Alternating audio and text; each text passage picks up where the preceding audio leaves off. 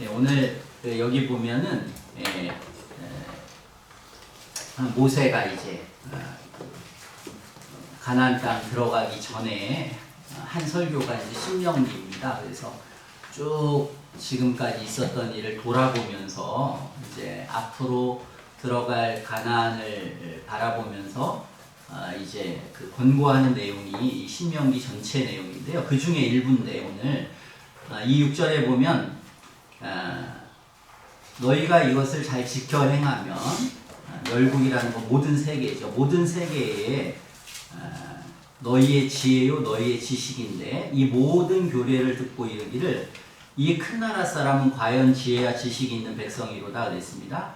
그래서 우리가 성경이 하나님 말씀이기 때문에 이 하나님의 말씀을 잘 듣고 따라가면은 그러면 모든 세상 사람들이 그리스도인들이라고 하는 것은 참 지혜 있는 백성이고 큰 백성이고 지혜와 지식이 있는 백성이다. 이제 이렇게 일컫는다는 거죠. 그러므로 우리는 하나님의 말씀이라는 것은 세상의 지혜요 지식을 담고 있고 우리를 지혜롭게 한다라고 하는 것을 우리는 생각해야 되는데 지금 우리가 그리스도인들을 그렇게 보는 시대인가 라고 하는 그리스도인들은 좀 어떤 걸 판단하고 어떤 걸 생각할 때 참 지혜로운 사람들이구나 또 지식이 있는 백성이구나 이렇게 생각하지 않는 이렇게 미련하고 답답하고 무식하고 이렇게 언사도 거칠고 우리는 이런 상황이 지금 도래하고 그래서 세상 사람들이 보기에 되게 교회의 목사들이나 장로들 권위적이고 굉장히 가부장적이고 말도 잘 안 통하고 답답한 사람들이고 태극기 부대에 그냥 함께나 하고 그래서 이제 오히려 사회 다수로부터 좀 외면당하고 하는 이제 그런 시대가 저희의 시대입니다. 왜 그렇게 되느냐? 오늘 이제 성경을 따라서 말하면 우리가 이제 지켜 행하지 않기 때문이다. 주의 말씀으로부터 뭔가 벗어나 있다. 그게 근본적인 원인이다 하는 것을 우리는 이제 이 말씀 속에서 기본적으로 생각하면서 우리가 어떻게 벗어나 있는가를 이 시간 같이 한번 생각해 보려고 합니다. 우리가 알다시피 1884년에 기독교가 들어왔고 의사 알렌이 들어왔습니다. 그래서 이 사람이 알렌이 의사였고 이 사람이 강회원이라고 하는 이제 병원을 세우죠. 그리고 이제 그게 제중원이라고 하는 병원의 이름이 이제 바뀌면서 들어오게 됩니다. 뿐만 아니라 이제 1884년에 언더우드 장로교 목사인 언더우드가 들어오고 아펜젤러 감리교 목사가 들어옵니다. 근데 이 두 사람이 전부 다 이제 조금 그 외국에는 신학자들 중에 자유주의 신학자들도 있고 보수주의 신학자들이 있습니다. 자유주의 신학자는 뭐냐면 그냥 좀 성경책을 문학책으로 보는 사람들. 그래서 하나님의 말씀이라고 전적으로 믿는 게 아니라 하나님의 말씀이 포함되어 있다 이렇게 보는 사람들이 있습니다. 그 자유주의 신학자들 중에도 스펙트럼이 굉장히 넓지만 근본적으로는 그것입니다. 성경이 하나님의 말씀을 포함하고 있다. 그래서 그 하나님의 말씀 오류가 있다 이제 그런 말입니다. 이런 생각을 가진 사람들이 장로교회도 있고 감리교회도 있고 뭐 상당히 많지만 특별히 이 감리교회는 더 좀 이런 자유주의적 신학이 많이 오는데 그걸 우리가 자유주의다 이렇게 부릅니다. 자, 그런데 우리나라에 선교사 정도 오려면 자유주의자들이 잘 오지 않지 않겠습니까? 선교사 정도 되려면 이 오지의 땅에 선교사가 왔다는 것은 정말 하나님의 말씀을 믿고 정말 여기에 내가 일생과 삶과 목숨을 걸었다 이런 사람이 이제 오는 거죠. 그랬기 때문에 굉장히 이제 보수적인 사람들이 오고 그리고 이제 1884년 이후에 1895년, 1900년 이런 때 이제 수많은 침례교, 성결교, 구세군 이런 것들이 이제 다 이제 들어오게 됩니다. 들어오면서 이 선교사들이 한 일이 무엇이었냐면 보통 병원 짓는 일을 많이 했습니다. 그래서 우리나라의 대부분의 병원은 사실은 시기는 다 이 기독교인들에 의해서 병원을 짓게 됩니다. 그래서 우리나라 최초 병원도 이 알레니 그 국립병원으로 광회원이 지어지고 그게 제중원이라고 이름이 바뀌게 되고요. 1893년에 선교연합회, 그때는 이렇게 교회가 하나로 연합을 많이 했습니다. 처음 들어오다 보니까 선교사님들도 서로가 잘 감리교, 장로교도 다 알고 하니까 찬송가도 같이 만들고 같이 집회도 하고 뭐 감리교, 장로교 할 것 없이 다 모여서 막 그때는 이제 그렇게 했었습니다. 자, 이러면서 이 사람들이 이제 병원을 세워야 되기 때문에 병원을 좀 세워야 되겠다라고 하고 여기 이제 그 에비슨이라고 하는 사람이 미국의 이제 안식년에 그 뉴욕에서 이제 그 기독교 회의가 열릴 때 거기에 이제 그 우리 한국 그 땅에 좀 병원을 지어야 되겠다. 거기에 좀 후원을 해달라 이랬는데 어떤 한 사업가가 그 세브란스라고 하는 사람이 15,000불 정도의 헌금을 했습니다. 그리고 좀 부족해서 한 그거의 3배 되는 한 5만 불 정도를 해가지고 세브란스가 열리게 됩니다. 그래서 1904년 9월 달에 세브란스 병원이 과를 14개 정도 분과로 분과를 내서 큰 병원을 만들게 되고요. 또 1886년에는 정부의 허가를 받아서 이제 시병원이라고 이 고종이 시병원이라고 이름을 지어줬는데 그렇게 있게 되고 그게 남대문 근처 빈민지역인 상동으로 병원을 옮기게 되고요. 87년에는 미국 하워드가 입국해서 감리교 그 선교회는 그 하워드라는 사람을 원장으로 해서 이어학당 구내에 이제 부인 전용 병원이 생깁니다. 그래서 그게 보구여관이라고 명성황후가 이제 이름을 줘주고 이제 그게 여러 변화를 거쳐서 1930년대는 동대문 부인병원으로 이제 개칭됩니다. 그리고 1895년에는 콜레라가 만연해서 막 한 달 만에 5,000명이 사망하는 그런 일이 있었는데 이제 초교파적으로 이제 의료를 다 모아가지고 이걸 퇴치하는 일을 이제 이 병원들이 함께 하고 이때 굉장히 많은 사람 다 당연히 교회 다니는 사람이었고 그런 사람들로 이루어져서 이제 이 교회가 굉장히 이제 신뢰를 받는 그런 일들을 하게 됩니다. 뿐만 아니라 우리나라의 학교도 당연히 기독교 선교사님들이 와서 학교를 다 짓게 됩니다. 그래서 1886년에는 아펜젤러가 고종의 허가를 얻어서 6월에 2명의 학생을 받아서 배제학당을 시작합니다. 그래서 이 배제학당이 우리나라의 최초의 이제 학교가 되는 거죠. 그리고 그 부인인 스크랜톤 부인이 1886년 5월 30일에 이어학당을 설립하게 됩니다. 그리고 경신학교가 1886년 언더우드가 고아들을 데려다가 숙식을 제공하고 그리고 교육을 해서 이제 그 학교가 시작되고 최초의 여학교가 정신인데 앨러스라는 그 결혼하지 않은 여자인데 고아한 사람 데려다가 가르치면서 그 정신여고가 이제 시작이 됩니다. 그리고 이제 청일전쟁이 치르고 난 후에 학생들이 막 불게 되고 1909년도에는 전국에 950개의 기독교 학교가 생긴다고 합니다. 이게 굉장히 많이 생겼습니다. 그래서 605개가 장로교, 200개교가 감리교에서 학교가 생깁니다. 그리고 1910년도에는 전국의 기독교 학교가 한 3,000개 정도가 이때 생기게 됩니다. 그러니까 학교를 어마어마하게 진 겁니다. 그 이영훈이라고 하는 우리 수탈이 아니라 그 일본이 우리를 근대화해줬다. 그래서 우리가 오히려 그냥 일본의 압제가 된 게 오히려 더 잘됐다. 우리 식민화해줘서 그런 논리를 이제 피는 사람들이 있습니다.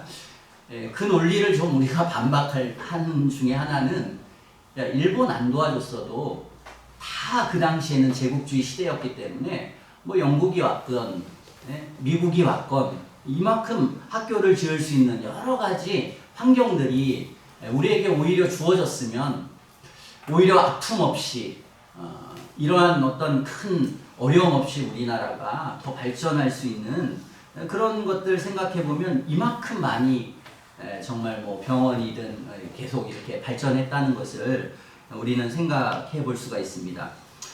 뿐만 아니라 이들은 이제 성경을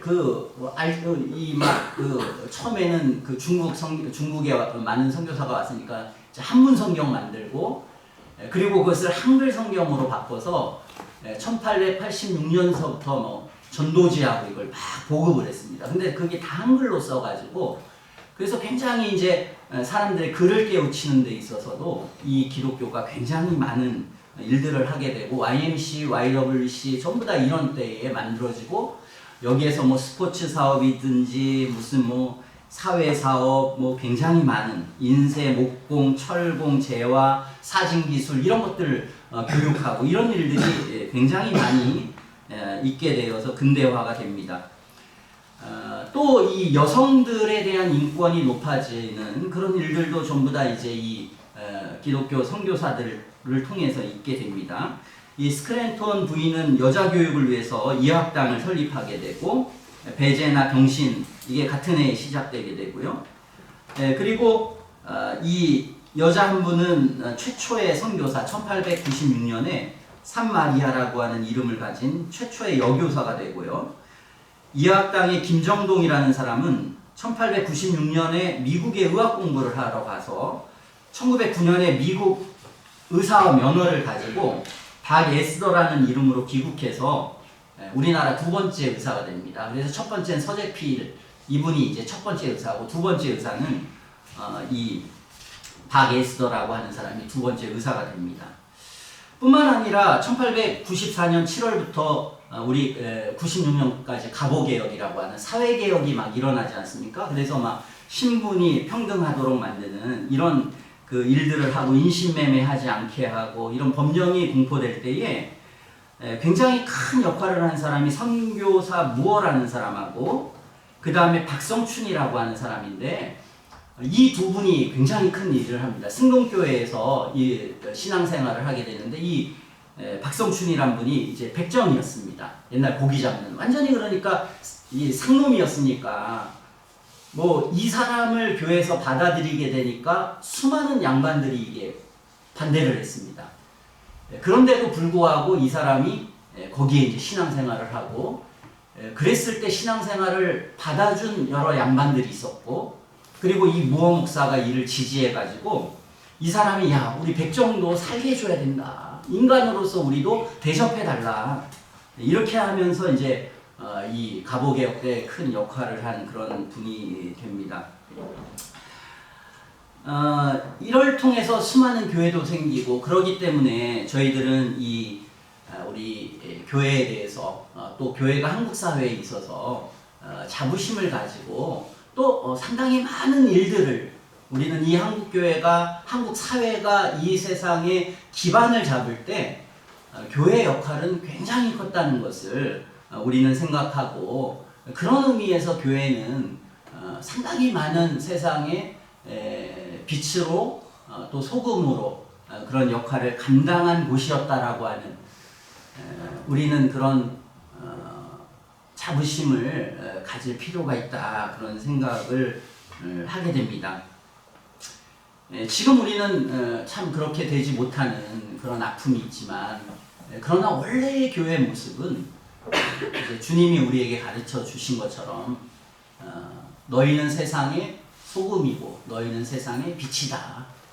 우리가 그리스도인 존재 자체가 세상의 빛이요 소금이라고 하는 것을 우리는 잊지 않고 생각해야겠습니다. 자, 우리는 그런 가운데 가장 큰 위기가 1895년부터 1910년 한일 강점기가 있을 때까지 큰 위기를 맞게 됩니다.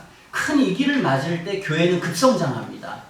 왜냐하면 이제 일본이라고 하는 그런 강력한 외세 세력에 의해서 정말 많은 고난을 당하니까 사람들이 이제 자기의 어떤 소망을 가질 곳을 찾게 되고, 그게 이제 교회였습니다.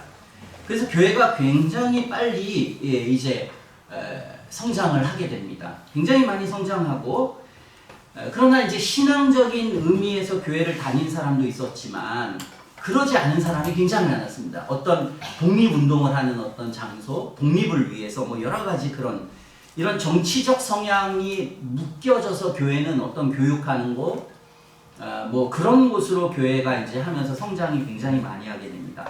그러다가 이제 1907년도에 평양의 장대현 교회라는 데서 큰 하나님의 역사가 일어납니다. 그래서 한국의 대붕운동이라고 하는데 이때에 이제 성령께서 역사하셔서 진실한 신앙을 갖게 되는 사람들이 죄를 회개하고 변화되고 새로워져서 정말 뭐 창녀촌이 없어지고 뭐 수많은 사회가 개혁이 일어나고 평양시대가 정말 아주 그냥 도덕적이고 거룩한 그런 아주 도시가 되고 사람들이 감동을 받고 매일마다 평양에 와가지고 도대체 어떤 일이 이루어졌는지 이런 관심을 갖는 그런 일들이 이제 평양 대붕운동이 일어나게 됩니다. 이제 그러고 나서 이제 감리교나 이제 장로교나 이제 이게 어떤 하나의 단체가 조직이 서서히 교회가 늘어나니까 이제 단체가 이제 형성이 되게 됩니다.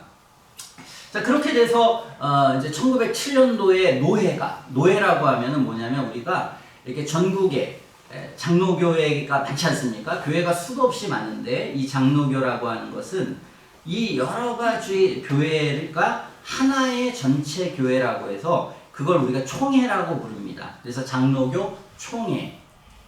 여기에는 목사와 장로로 이루어져 있습니다. 우리 정치 체제가 이제 목사와 장로로 이루어진 게 이제 간접, 세상 말로 하면 직접 정치 제도가 아니라 간접 체제입니다. 정치 체제입니다. 그래서 목사와 장로들이 교회에 있는 모든 중요한 것에 대해서 결정한다 그것입니다.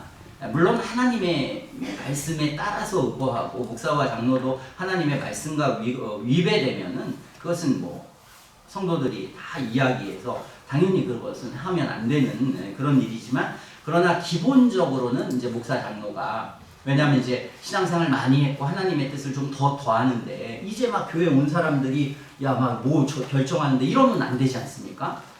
그러니까 신앙생활 오래 한 사람들이 결정을 해야 그나마 하나님의 뜻에 가깝다 이런 것이죠. 그러나 이제 소수가 하니까 타락할 수 있으니까 다수가 견제하면서 이게 이제 장로교 정치제도고 그런 목사들이 모여서 만든 게 총회입니다.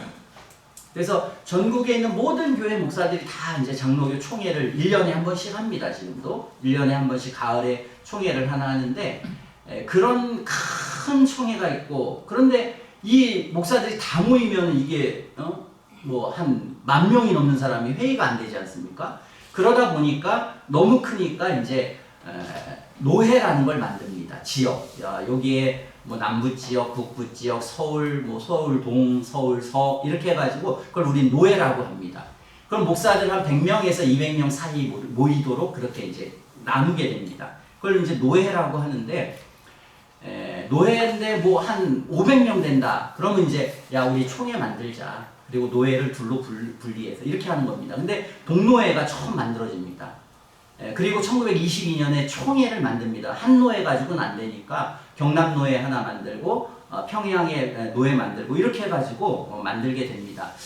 그러면서 이제 이게 보수적인 목사님들이니까 신조 우리가 어떤 신조를 우리는 우리의 교리를 만들어야 되니까 사도신경 우리 받아들이고 그 다음에 이제 미국에서 온 교회니까 미국 장로교회 정치 헌법 그 다음에 교회는 북장로교에서 있는 것 그 다음에 그 12신조라는 걸 만듭니다 우리가. 그래서 간단하게 신조를 12가지 그러니까 우리 교회는 이것을 추구하고 이것이 참된 정통이다 12개를 만들고 그 다음에 웨스트민스터 신앙 고백이 우리 교회의 표준이다 해가지고 그렇게 이제 교회가 이제 대충 있으려면 한 그런 4종류가 예배 모범이 있어야 되고 교회 정치 제도가 있어야 되고 교리서가 있어야 되니까 이제 그렇게 해가지고 교회가 이제 그 22년에 이제 장로교 헌법이 있고 이제 그런 게 이제 한국 교회의 모습입니다. 그런 속에서 우리는 아까 말씀드렸듯이 이제 굉장히 많은 어려움들이 있었고 그리고 교회가 이제 정치적 목적, 다른 목적으로 교회가 다 모였지만 1907년도에 붕운동이 일어나고 많이 개화가 됩니다. 이제 변화되어서 교회가 좀 순화되는, 그래서 신앙으로 이제 교회가 나오게 되는 이제 그런 일들이 좀 있게 되는 와중에 이제 3.1 운동이 일어나게 됩니다. 자, 이제 3.1 운동이 일어날 때도 굉장히 교회는 중심적인 역할을 합니다. 비밀리에 정규 교회가 총회와 노예로 되어 있기 때문에 이런 그 청년 연려의 무슨 이런 연합회 이런 것들이 전국 연합회 옛날에 우리가 여러분 어렸을 때 신앙생활한 분들은 그런 연려의 조직이 많았습니다.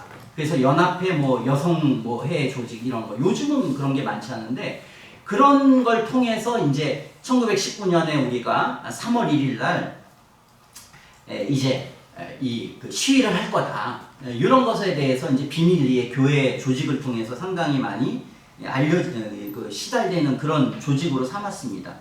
그래서 태화관에 모여서 총독부 관리들이 다 참관하고 있는데 독립선언서를 낭독했습니다.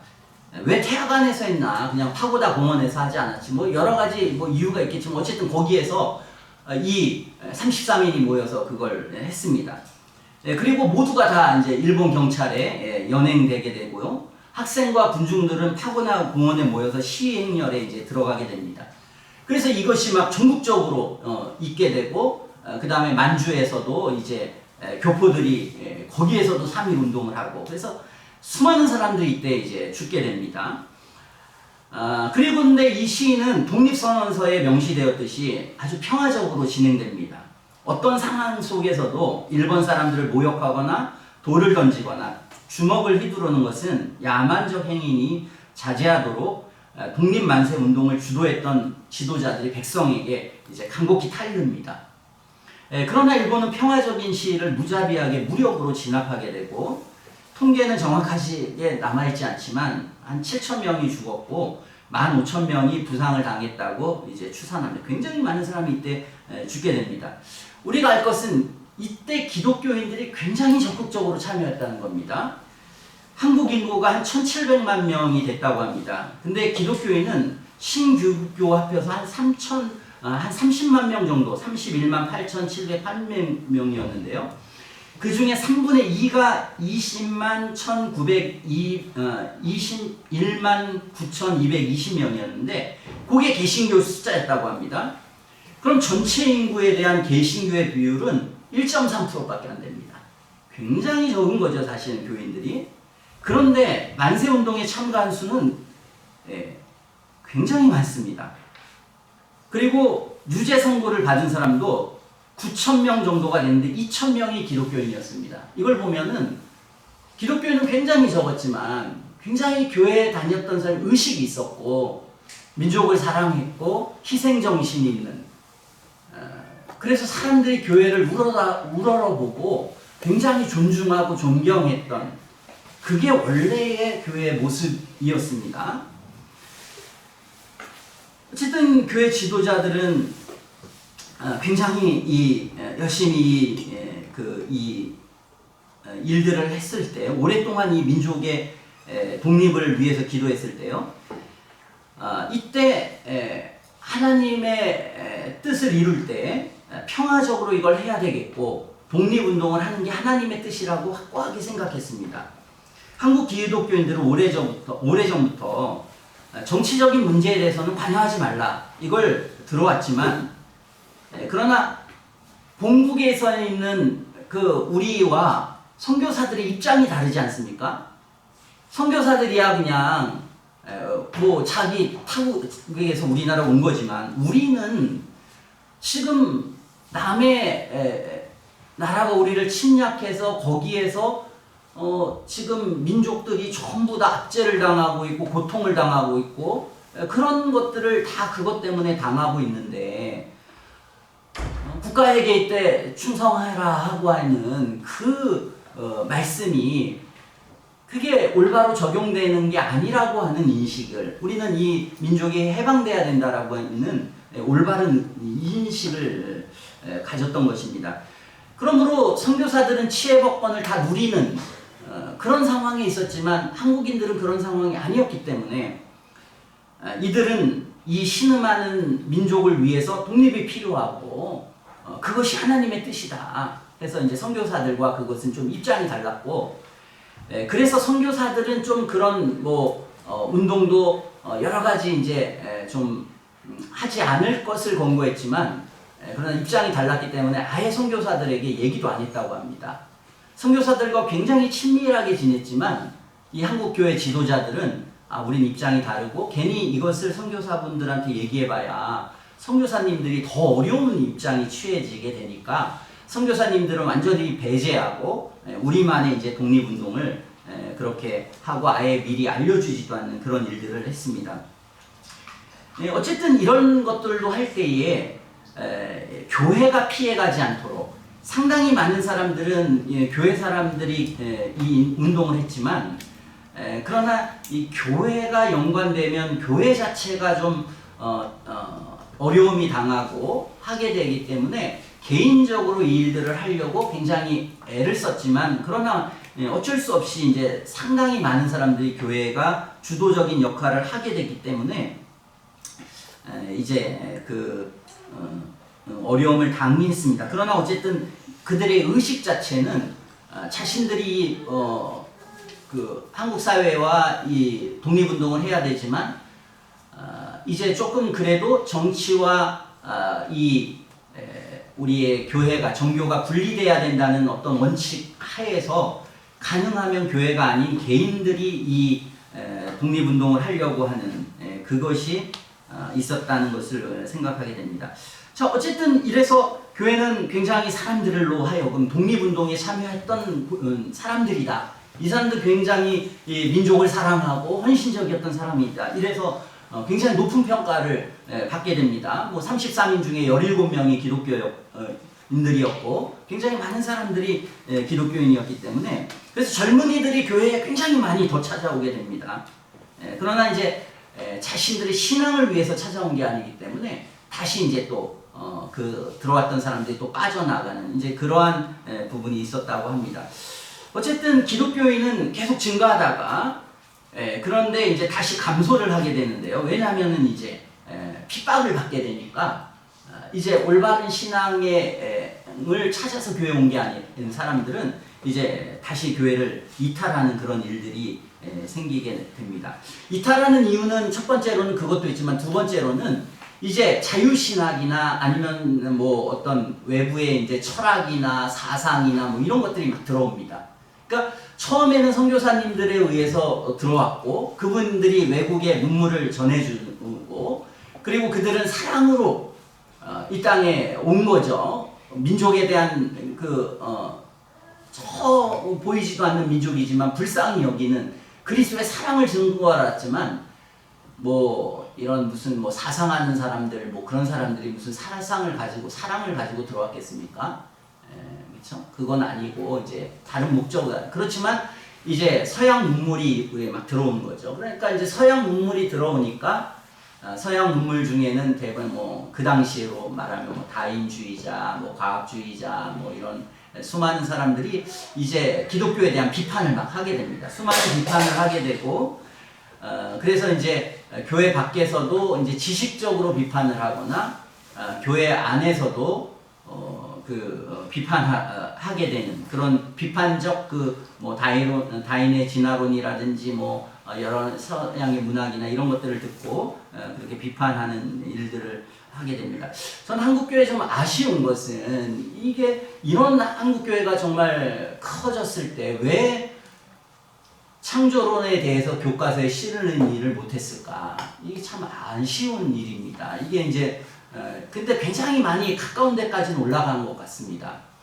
그래서 법률 안에 그걸 넣으려다가 결국은 못 넣었는데 참 이거는 한국교회에 있는 분들이 참 아쉽고 잘못했다 하는 그런 생각이 듭니다. 우리가 조금 더 노력했었으면 이게 교과서에 좀 실려서 무슨 이게 더 과학적인 것처럼 이렇게 좀 국회의원들이나 무슨 과학자들 말하는 거 보면 속이 저도 뒤집어지는데 그걸 무슨 지혜라고 하면서 과학이라고 하면서 하는데 어쨌든 그런 도전들이 계속 있어가지고 그래서 이제 교회는 조금 잠시 이제 성장이 주춤하는 그런 일들이 있게 됩니다.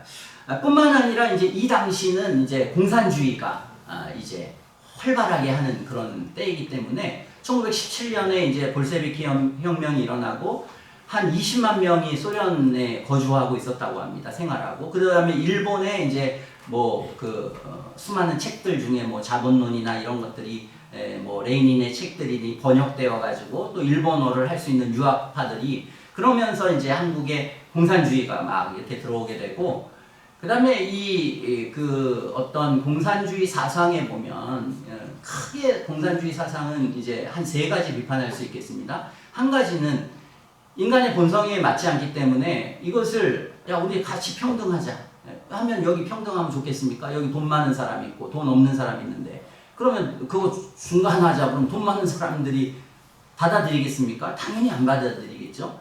그러다 보니까 이제 폭행을 하고 뭐 강압을 해가지고, 왜? 이게 옳은 거다. 옳은 거다. 그리고 옳은 거다라고 할 때 실행할 수 있으려면 다수가 찬성하면 되는 겁니다. 그러니까 그래서 이제 이 다수의 정치의 위험함을 얘기하는데, 어쨌든 그렇게 다수가 막 밀어붙여가지고 공산주의를 한 겁니다. 거기에는. 그래서 이제 더 좋은 세상을 하기 위한 거, 결국은 더 좋은 세상을 하기 위한 생각만 가지고 좋은 세상은 오는 게 아닙니다. 그렇죠? 이상만 가지고 오는 게 아닙니다. 이상주의자의 굉장한 어려움은 뭐든지 여기도 막 데모하고 뭐 하는 사람 보면은 전부 다 가정생활이나 똑바로 하지. 저도 제 친구들이 데모하고 이런 거 보면, 야, 너나 똑바로 해.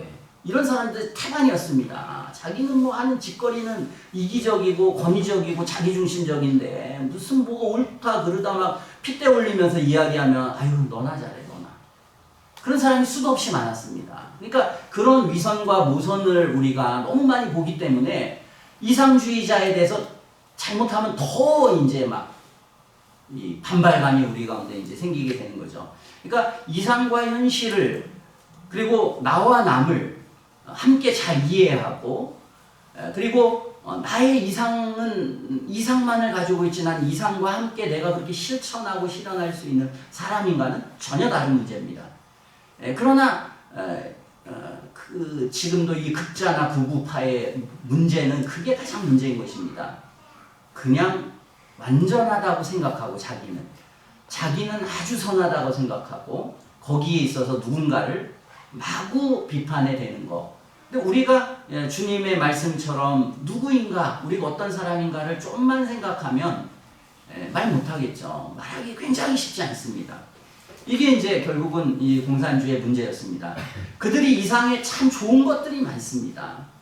좋은 것들이 당연히 많으니까 사람에게 감동을 줬겠죠. 그런데 당연히 이것은 수많은 기독교인들이 감동을 받게 됩니다. 게다가 우리가 일제에 이런 가운데 있으니까 더 이것은 우리의 어떤 사상 무장을, 그러니까 수많은 기독교인들이 이게 이제 공산주의자가 됩니다. 우리 교회 다니는 사람 중에 박헌영, 좀 유명한 다 이승만, 전부 다 교회 다니는 사람, 웬만한 사람들 다 교회 다닌 그런 사람들이었습니다. 자, 어쨌든 그렇게 해서 공산주의가 이제 여운형 같은 사람, 이동희 이런 사람들 전부 다 전도사 하다가 나중에 이제 물론 이제 정치하면서 교회를 떠나긴 하지만 다 이런 사람들이 처음에는 교회 다녔던 그런 사람들입니다. 자, 이제 공산주의자들이 이렇게 이제 오게 되고, 그러나 이제 공산주의에 물든 어떤 사람들은, 더 깊이 물든 사람들은 이게 이 기독교라고 하는 것이 공산주의의 가장 큰 어떤 적이 될 수 있다라고 하는 것을 인식하게 됩니다. 그래서 이제 이걸 교회를 이제 핍박하는 걸로, 거기에서 이제 서서히 이 사람들이 이 공산주의에 물들면서, 공산주의 사상의 원래적 기본적인 내용이 어떤 유물론이기 때문에 반대도 하지만, 그러나 교회라고 하는 것은 사실은 아까 우리가 읽은 것처럼 지혜와 지식이 있는 백성들. 그러니까 세상 사람들은 우리가 김누리 교수님도 들었지만 세상의 모든 제가 교수들이나 모든 사람 들어보면 미래에 대한 비전이 없습니다. 어떻게 미래에 대한 비전을 갖겠습니까?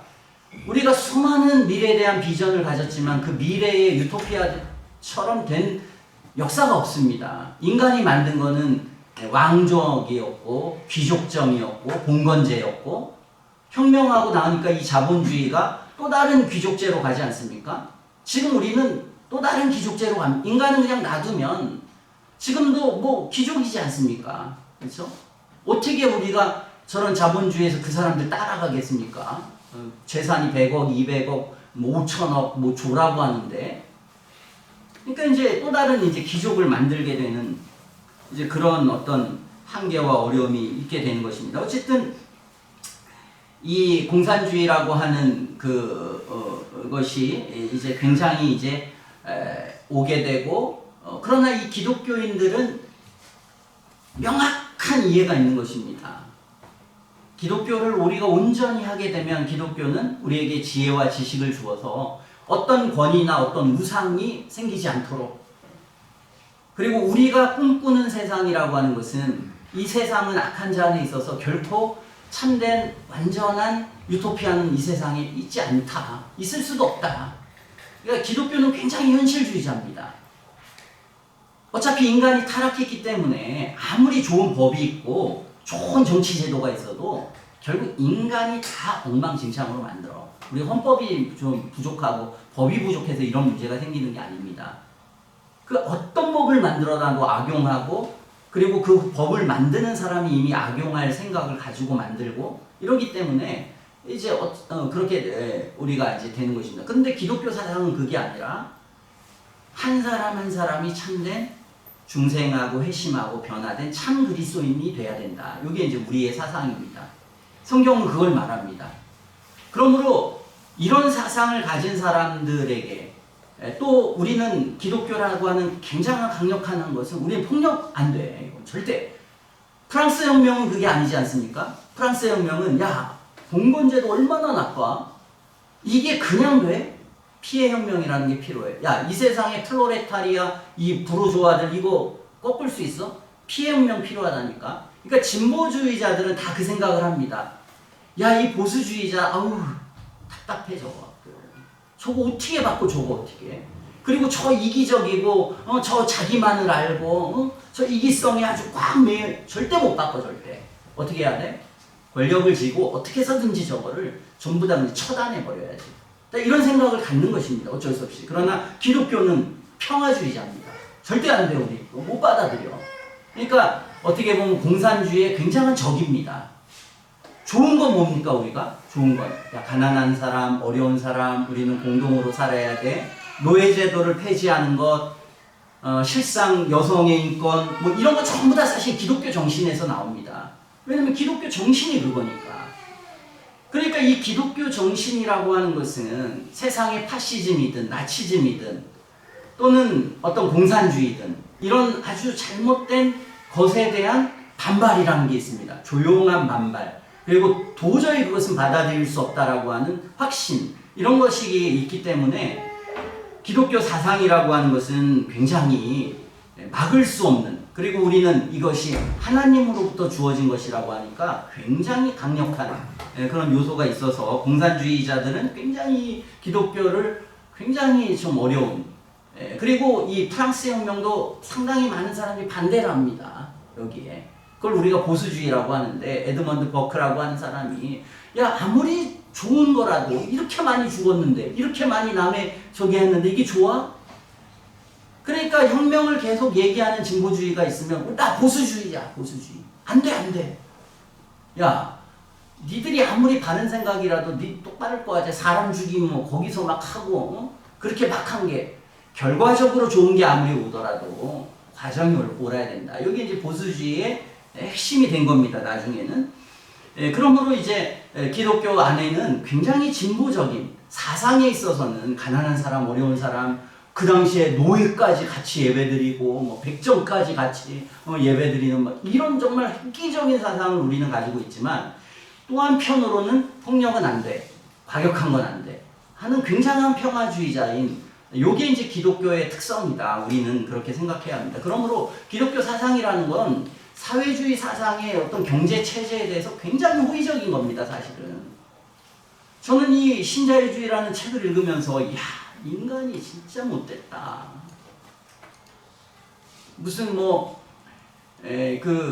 영국의 대처 수상에 있는 정책실장이라는 사람이 쓴 글을 제가 보면서 야, 이런 게 무슨 기독교인이라고 말 같지도 않은 인간을 파악하는 파악이 정말 이게 냉혈화처럼 야, 인간이 원래 부자가 될 수 있는 사람, 가난한 사람이 될 수 있고 그거는 저희가 읽었지만 그거 외에도 여러 가지가 있는데요. 이미 정해져 있다 인간이 특성이 정해져 있고 미래에 대한 소망이 제가 이제 어저께도 말씀드렸지만 그렇지 않습니다. 사람은 다 비쌉니다. 똑똑해봐야 부지런해봐야 아주 게으른 사람도 뭔가가 주어지면 부지런해집니다. 자기에게 맞는 게 있으면 부지런해집니다. 저희가 예전에 제가 여기서 전도사 시절할 때 아주 그냥 깡패였습니다. 중학교 때까지. 근데 얘가 교회에서 중3 때 총무를 시켰습니다. 너무 자부심이 있어가지고. 너무 자부심이 있어가지고 그냥 얘가 막 교회 생활 얼마나 열심히 했는지 모릅니다. 모든 애들이 다 따랐습니다. 애가 완전히 그냥 그렇지 않은 애가 막. 그러니까 이게 사람이라고 하는 게 무언가가 주어지지 않으니까 지금 사회에 수많은 사람들이 왜 이렇게 절망입니까? 일을 해봐야 더 이상 뭔가 나아질 게 없다. 이 사회 제도를 바꿔야 합니다. 많은 사람들이 내가 일하고 열심히 하면 뭔가 좋은 세상이 올 거야. 나도 이 사회에 뭔가 관여할 수 있을 거야. 이런 것들을 줘야 사람들이 힘이 있고 뭔가 하는 건데요. 저는 너무 우리 사회는 노동의 가치에 대해서, 일하는 것에 대한 가치에 대해서 너무 지금 이게 이제 진보든 보수든 이전 정권부터 무슨 뭐라고요? 힘이 있는 삶이고 뭐고. 근데 너무 정신 세계가 인간으로, 기독교인은 노동의 가치를 굉장히 중요시 여깁니다. 우리는 노동이라는 것은 굉장히 힘들고 어려운 것입니다. 결코 쉬운 일이 아닙니다. 우리 그거 받아들여야 합니다. 노동이라는 거 성경에 보면 주님께서 땀 흘리고 힘들어야 된다. 어차피 왜? 가족이 있는데 한 사람이 땀 안 흘리려고 해. 와이프가 그냥 설거지하고 뭐 해야 되는데 맨날 잠이나 자고 있고 그러면 그 가정이 제대로 돌아가겠습니까? 남편이 일 안 하려고 가정이 제대로 돌아가겠습니까? 일한다는 것은 고귀한 것이고 그것은 의미 있는 것이고 가치 있는 일입니다. 가정을 살리는 것이고 이웃을 살리는 것이고 삶을 살리는 행위이기 때문에 굉장히 쉬는 것도 중요하지만 일이라는 것도 우리는 의미 있고 가치 있는 것이라고 하는 이런 것들을 우리는 어디서 찾는가? 이게 기독교 사상입니다. 신앙의 사상은 우리에게 이 사회에 많은 갈 바를 정해주고 우리에게 좋은 것들을 이제 가져다주는 사상이라고 하는 것, 이것을 우리는 좀 생각해야 할 것입니다. 어쨌든 신사참배를 이제 이들이 강요를 하게 됩니다. 신사참배를 강요하는 일들을 하게 되는데요. 이제 그 과정 속에서 신사참배가 있는 과정 속에서 이 신학이 자유주의 신학이 들어옵니다. 자유신학 아까 말씀드렸듯이 성경이 일종의 문학책이다. 아니면 하나님 말씀이 그 안에 포함되어 있다. 그러니까 굉장히 느슨한 겁니다. 철학도 좋고 사상도 좋고 그리고 우리 그냥 옛날에 초동교회에서 카톨릭하고 같이, 초동교회가 기장교회입니다. 카톨릭하고 같이 예배드립니다. 그리고 불교인들하고 같이 이런 것들에 대해서 그냥 다 수용하는 그게 이제 자유주의 신학인데, 그런 게 김재준이라는 사람에 의해서 이제 오게 되고, 이 사람이 프린스턴 신학교를 나오고 일본의 청산학원에서 공부를 하고 그 신학을 장로교에 유입을 하게 됩니다. 이제 그러면서 자유주의 신학이 이 장로교 안에 들어오게 되고, 감리교 신학은 원래 좀 자유주의적인 게 들어와서 교리 자체에서도 자유주의가 더 많을 수 있게끔 그렇게 만들게 됩니다. 자, 그런 와중에 이제 신사참배의 문제가 있게 되는데요. 자, 신사참배의 문제를 두고 이제 이 자유주의자들, 그러니까 아까 신학적으로 김재준이라든지 또 감리교의 이정옥인가요? 하여튼 유명한 그 자유주의 사람들이 있고, 많은 자유주의 사람들이 신사참배 그까짓 거 그냥 별거 아닌데 주님은 우상에게 전하지 말라 했지만 야 그거 그냥 그 일본 애들이 얘기한 것처럼 그냥 의례에 불과해 라고 하는 왜? 신학적 자유주의니까. 그래서 이 자유주의의 교회들은 굉장히 많이 그냥 신사참배에 대해서 그냥 호의적 그냥 해버립니다. 그러나 이제 보수주의 교회들은 야 신사참배는 다른 성경의 말씀에 거스리는 것뿐만 아니라 이것은 우리의 신앙의 본질을 버리는 이게 얘네들이 이거 하나만 하겠어?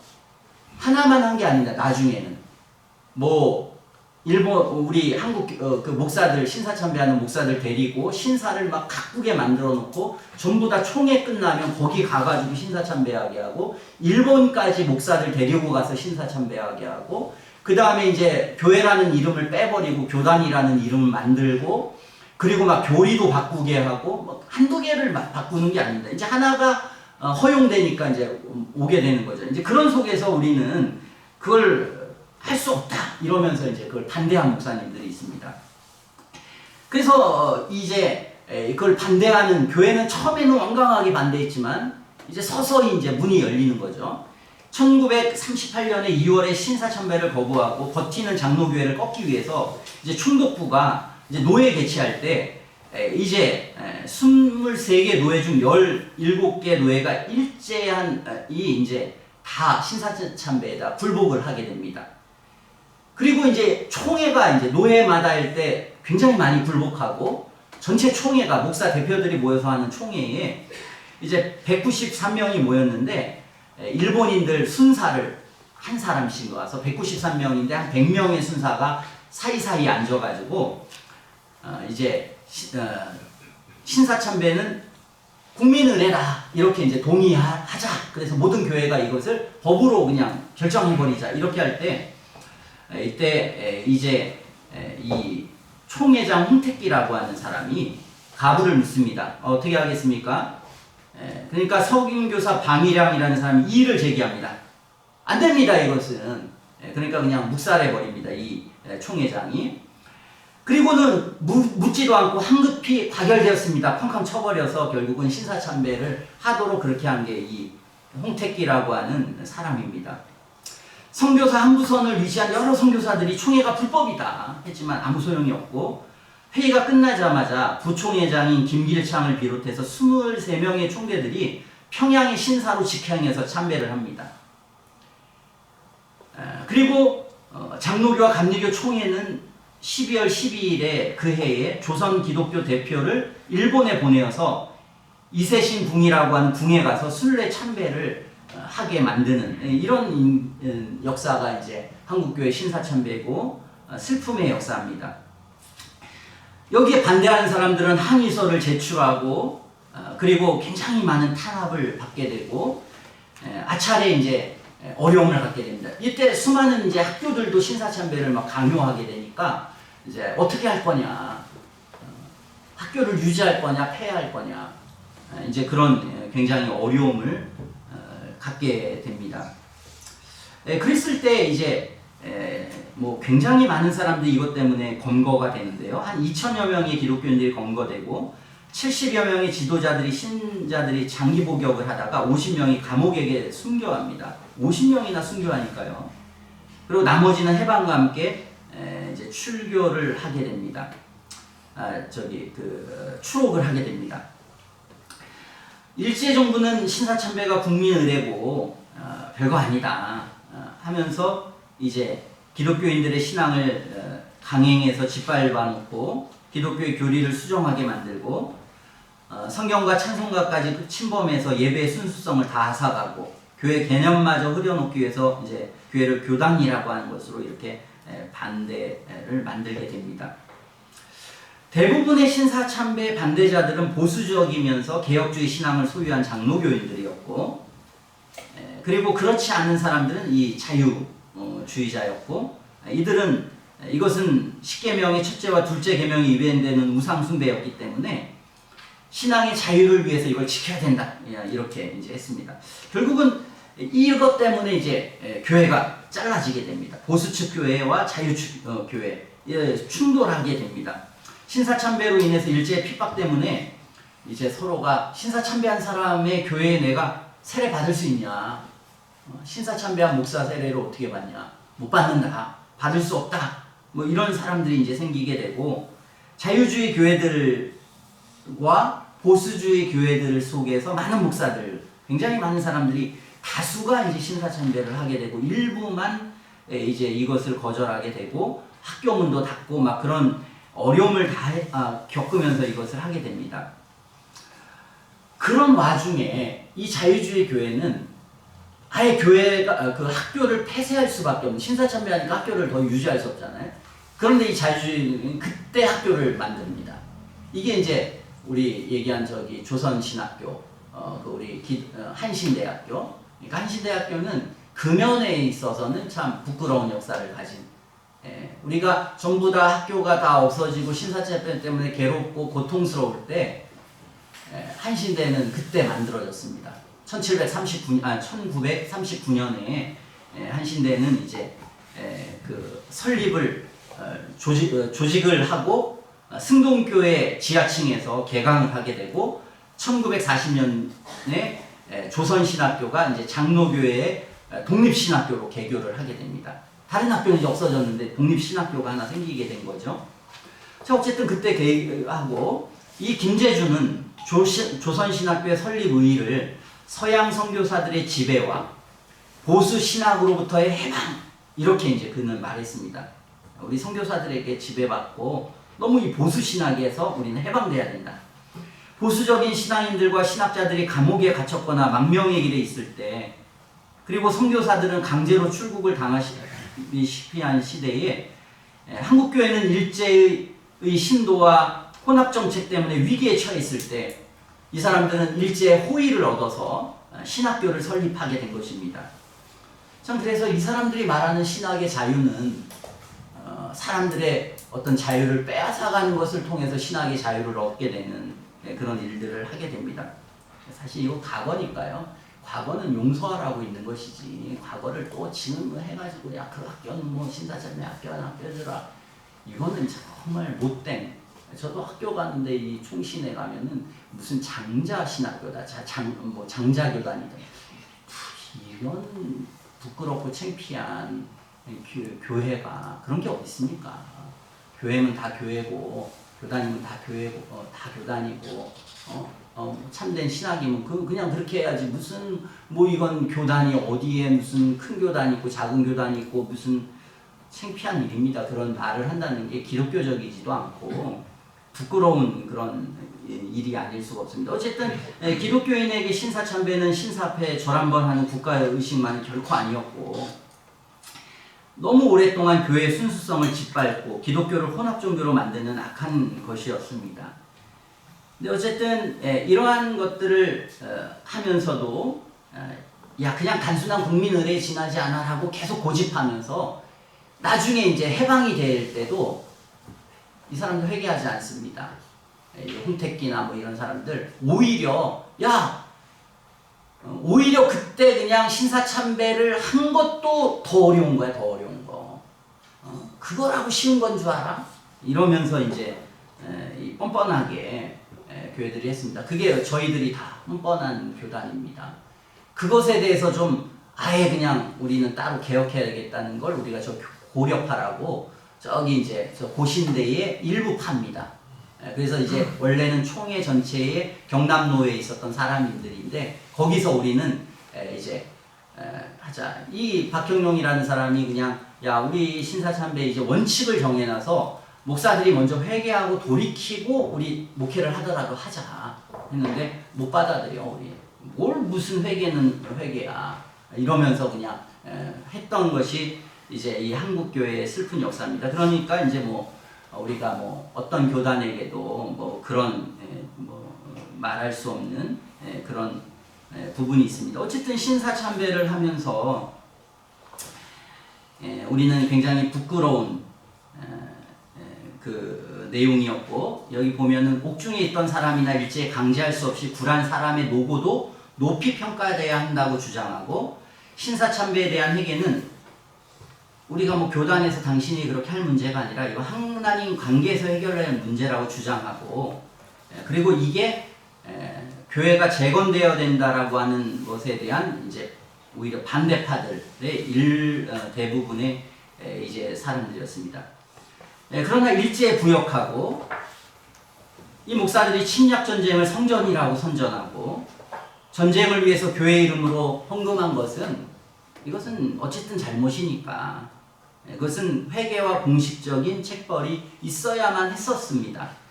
그러나 회개할 마음과 용기가 없었고 교회가 그것 때문에 이제 내분을 겪게 된 것입니다.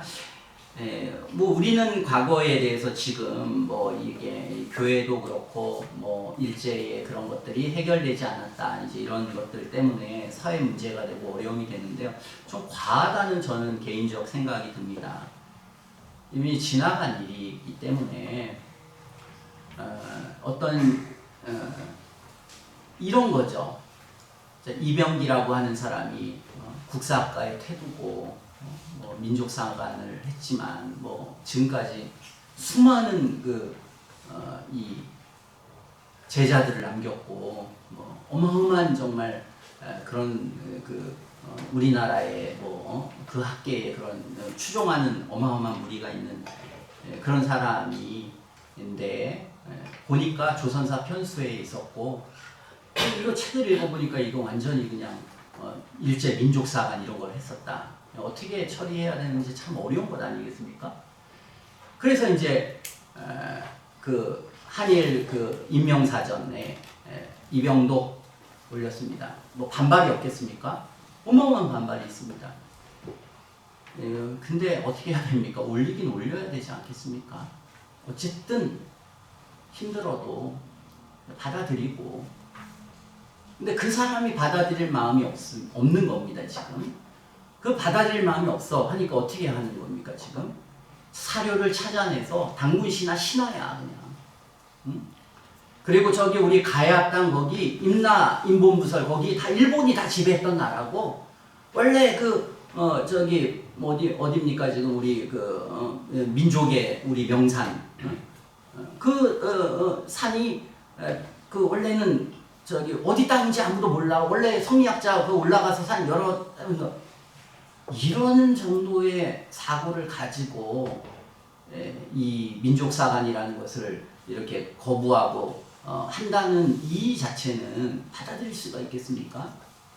잘못한 게 있으면 회개해야 되는데 이 학자들이든 뭐 정치가들이든 우리 사회의 가장 큰 문제가 뭡니까?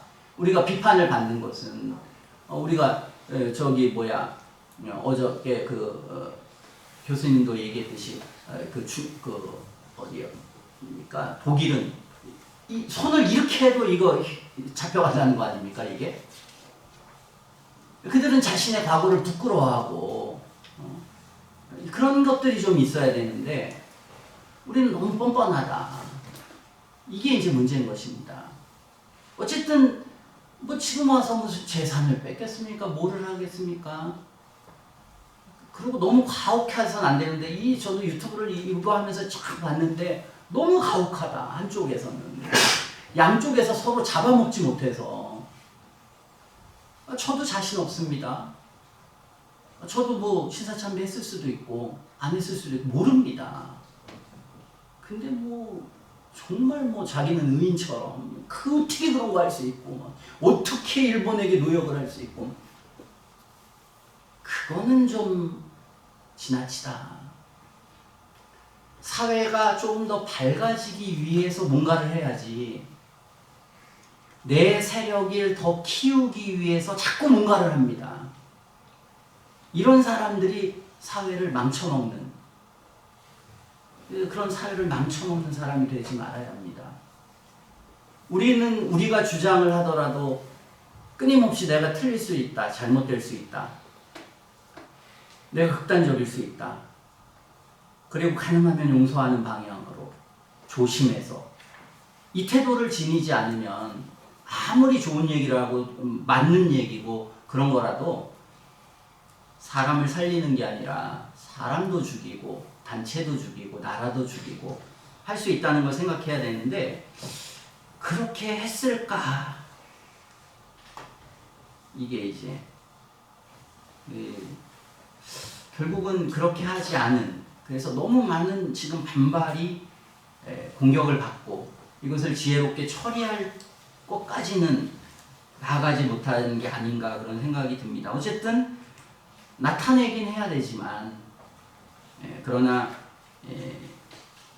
어떤 자세와 내용과 어떤 방향을 가지고 이 문제를 전체적으로 처리할까를 잘 지혜롭게 하지 않으면 이것은 오히려 안 하는 이만 못한 그런 결과를 가져오고 지금은 안 하는 이만 못한 게 아니었나 할 정도로 전쟁왕에 완전 역사 전쟁입니다.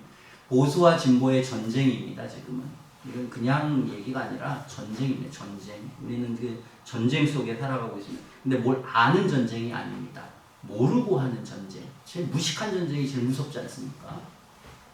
이게 하나님의 영광이다 하고 십자가 십자군 운동하는 사람 이게 대책이 없습니다. 뭔가 이 사람에게 말이 통하고 설득할 수 있고 합리적으로 뭔가 말할 수 있으면 괜찮습니다. 근데 말이 안 되지 않습니까? 말이 안 됩니다. 이것은 왜? 수많은 선동가들에 의해서 선동이 됐기 때문에 자신이 뭔가를 알고 하나하나 노력하고 합리적으로 생각하면서 살아간 사람들이 아니라 선동에 의해서 살아왔던 사람들이기 때문에 이게 이제 바뀌지가 않는 것입니다. 어쨌든 우리는 이런 신사참배의 역사를 보면서 때때로는 교회가 이것이 보편적으로 선하고 보편적으로 의로운 문제에 있어서는 우리는 어떤 발언을 할 필요도 있다. 그리고 그것을 평화적으로 할 필요도 있다. 교회가 사람이 무서워서 교회가 누가 나갈까봐 아니면 외부에서 누가 어떤 공격을 할까봐 자기가 하고 싶은 말을 못한 그건 말이 안 되죠. 그게 우리의 생각이다. 그럼 틀린 겁니다. 그게 아니라 더 올바른 이해가 있어요. 왜 그래야 되느냐에 대한 이유가 있는 것입니다. 왜 해야 됩니까? 옳은 것이니까. 그리고 지금 저렇게 나가서 나머지 지금 한 60% 70%가 어떻게 생각하겠습니까? 교회 무식한 사람들. 이게 한 70% 정도 사람이 생각 안 하겠습니까 지금? 찬성하는 사람들은 그 안에 있겠지만 한 70% 사람들은 교회는 굉장히 가격하고 무식하고 자신의 이익을 위해서라면 별의별 걸 다 할 수 있는 인간들이구나. 이렇게 이제 우리가 생각하는 이 속에서 우리는 저 사람들과 달라. 어쩔 수 없이 하는 겁니다. 저 사람과 달라. 우리는 기독교는 그런 것이 아니야. 우리는 평화로운 것이야. 우리는 탄핵을 해야만 돼. 왜? 이건 어쨌든 간에 잘못이잖아. 우리는 그렇게 합리적으로 당연히 생각하는 사람들의 우린 동조해. 내야죠. 내야 됩니다. 안 낸다고 해서 30%가 돌아올 것 같습니까? 낸다고 해서 사람들이 더 기독교에 담배알이 되겠습니까? 아니죠. 내는 것이 오히려 지금은 교회를 좀 보호하는 길입니다. 전체 교회에 우리는 진짜 무식한 그런 존재 자체가 아니다. 우리는 그래서 생각하고 사고하고 우리는 평화를 사랑하고 그리고 우리는 법을 지키는 사람들이고 올바른 사람들이다. 이걸 우리가 알려야 되고 드러내야 되고 이게 교회고 우리는 저 가격 집단들이다. 저거는 신앙이 왜곡된 사람들이고 틀린 사람들이 저거 하는 거지. 올바른 사람들은 저런 식으로 안 한다. 우리 드러내야 될 때입니다. 사실은. 안 그렇겠습니까? 평화적으로 아픔을 겪으면서 받아들이면서 이런 사람들이 좀 있어줘야 그나마 모든 사람들이 균형적으로 생각을 하죠. 교회.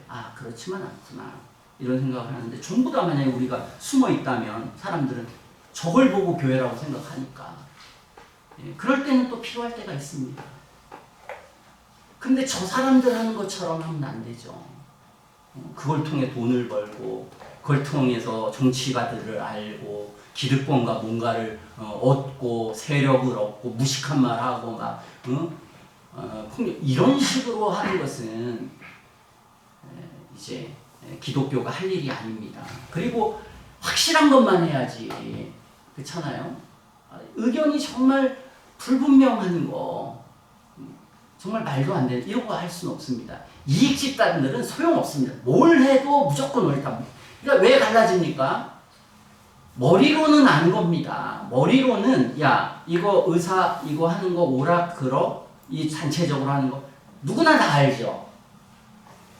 그러니까 대체적으로 알지만 이것에 대해서 절대적으로 옳지 않아 이렇게 생각하는 사람들은 일반적으로 뭐냐 이익과 관련됩니다. 그러니까 우리가 이익과 관련되지 않은 정의롭고 의롭고 누구나가 보편적으로 생각하는 것에 말하면 그것은 기독교 신앙의 유익이 됩니다. 교회의 유익이 됩니다. 그러니까 그런 식은 지혜로운 행동입니다, 사실은. 그런데 이거는 뭐 괜히 한 반반 내가 옳은지도 정확하게 모르겠고 이게 의로운 건지도 모르는데 이게 우리에게 유익이 돼 이런 건 말하지 말아야죠. 자기에게 유익이 되는 것만 자꾸 말하다 보니까 교회는 이기적인 집단이 되는 겁니다. 우리는 우리의 유익은 관심이 없다. 우리는 올바른 거에 목숨 거는 사람이다. 우리는 정의로운 것에 목숨 거는 사람이다. 우리는 도덕적인 것에 목숨 거는 사람이다. 이런 인식이 교회에 붙으면 좋습니까? 안 좋습니까? 좋은 거죠. 근데 교회는 그러지 않았습니다. 그러므로 우리가 교회의 정치를 생각할 때에 교회는 교회 전체가 정치 집단화되면 안 된다. 그리고 정치적인 언행을 할 때 조심해야 된다. 그리고 사람을 우리는 우상화시키지 않는다. 이 세상에 어떤 인간도 다 타락한 원죄, 우리는 원죄를 믿는 사람입니다. 원죄, 인간은 전적으로 타락했다. 나면서부터 타락한 몸으로 태어났고 그래서 머리부터 발끝까지 전부 다 로마서 3장에 뭐 의인은 없나니 하나도 없고 다 썩어서 더러운 자가 된 게 이 세상 사람들이다. 그런데 그 세상 사람들이 한 사람도 더러운데 단체를 만들어서 거기에 뭐 우리가 의롭고 대단한 걸 발견하고 유튜브 그런 일 없다. 그러니까 우리는 저 어느 단체든 어떤 사람이든 절대적으로 누가 지지한다?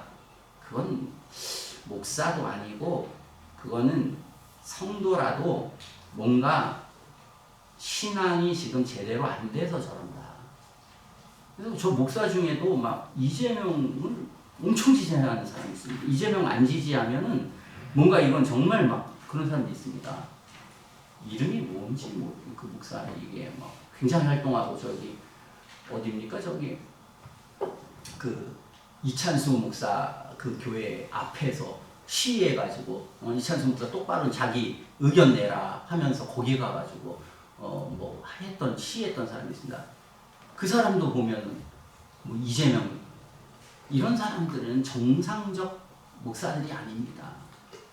다 죄인이기 때문에 그거는 뭐 누가 되든 다 인간이 그렇게 조금 낫고 조금 못하고 하는 것입니다. 완전한 인간은 불의하니까 뭐 이 당이면 되고 저당 그런 거 없습니다. 우리는 그 당이 다 타락했고 이기적이고 자기중심적인데 지혜롭게 그냥 그것은 각자에 따라서 보는 시각이 다르고 삶의 내용이 다르니까 조금씩 다를 수가 있습니다. 잘 모르니까 그런 부분에 대해서 너무 확고한 생각을 갖는다. 그건 기독교적이지 않다. 우리는 선명하고 분명한 어떤 도덕적인 폭력 안 돼. 동성애 안 돼.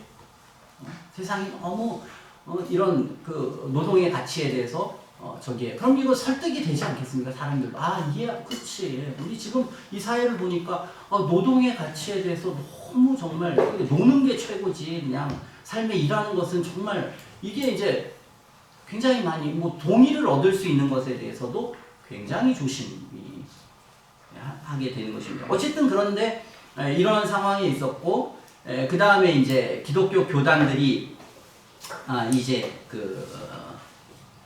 이제 나오게 되고 이제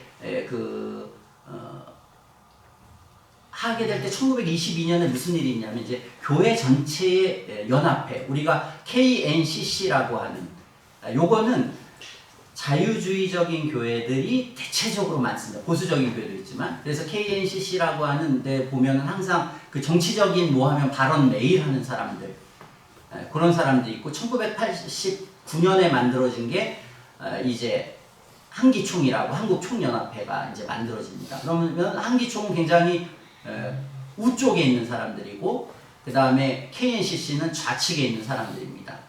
그럼 좌측에 있는 사람들은 이제 정치적인 관여에 굉장히 많이 하는 사람들이고 이 사람들은 이제 원래적인 거는 보수적인 신학을 가지고 있는 이제 그런 사람이라고 여러분이 아시면 되겠습니다.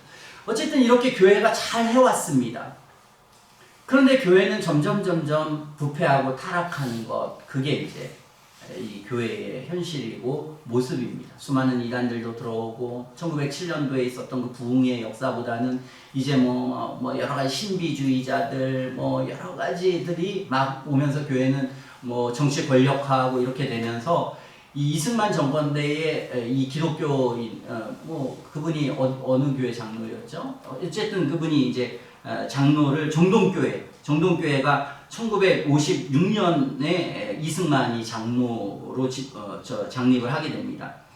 그래 이게 이제 대통령 때입니다. 이제 그러면서 이 무조건적으로 이제 그 정부를 지지합니다. 무조건 이승만이 대통령 돼야 돼. 이러면서 그냥 올바르게 했었으면 좋았는데 그런 지지하는 상황 속에서 굉장히 그 불법도 저지르고 조직폭력배도 그냥 거기에 있게 하고 뭐 이게 더 정권을 유지하기 위해서 이런 일들을 막 이제 하고 그리고 이승만이 이렇게 불법 선거할 때도 그냥 교회는 이승만 하나님이 뽑은 사람이고 이렇게 계속 했습니다. 이때 이제 교회는 뭔가 이제 사회로부터 이제 지탄받는 일이 이제 시작이 되는 겁니다. 이제 그렇게 되면서 해방이 딱 되니까 이 자유주의적인 교회들은 오히려 이제 사과하고 회개해야 된다 우리가.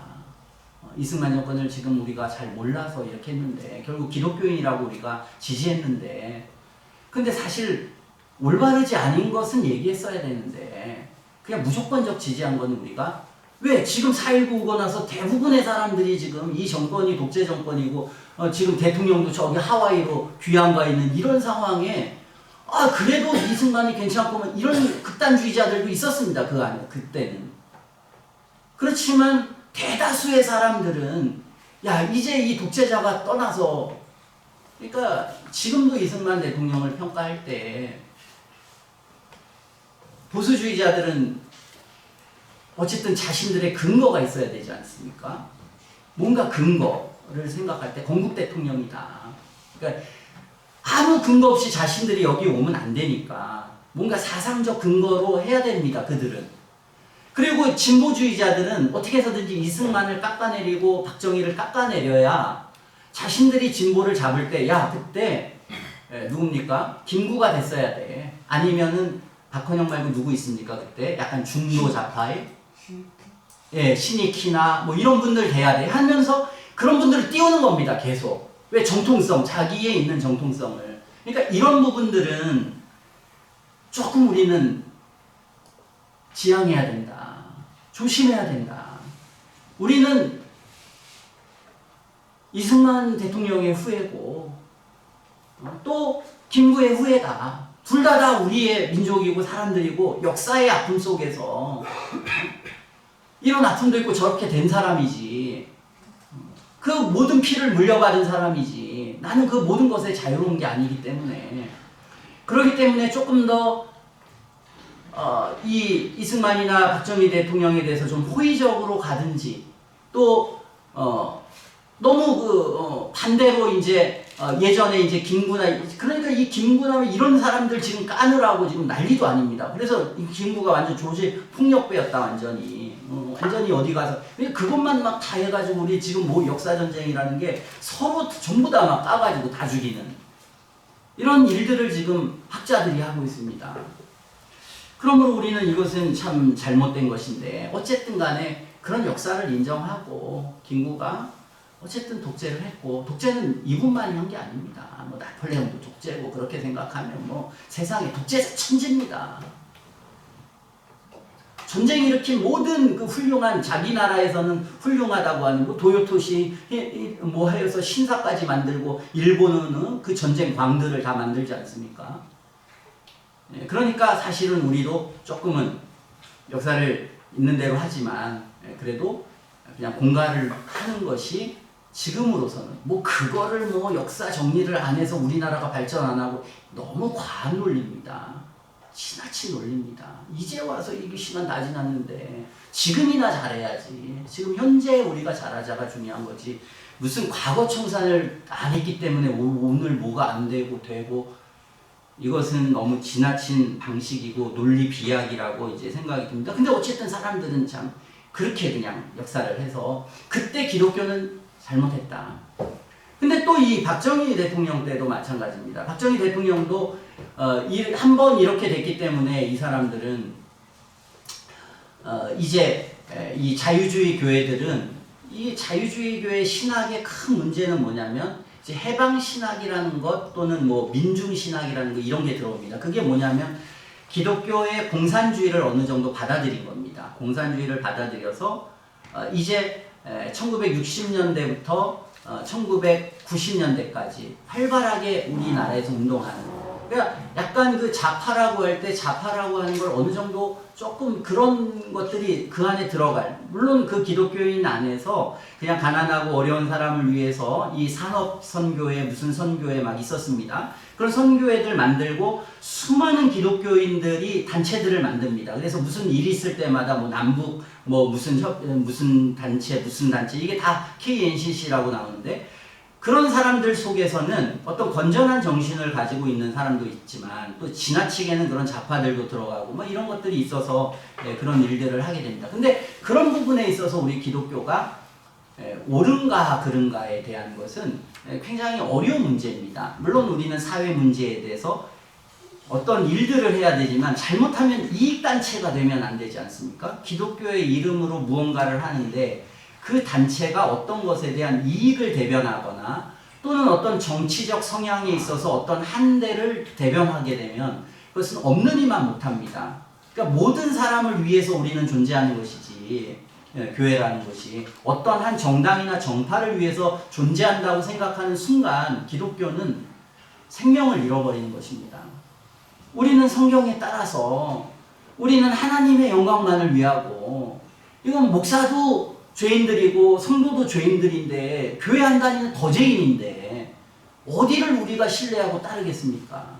아무도 우리는 신뢰하고 따를 수는 없다. 이래야 되는데 뭐 어떤 정책 이게 뭐 옳고 그름을 막 교회에서 판단하고 단체를 만들고, 조심스럽다. 이것은 보편적인 게 아닌데.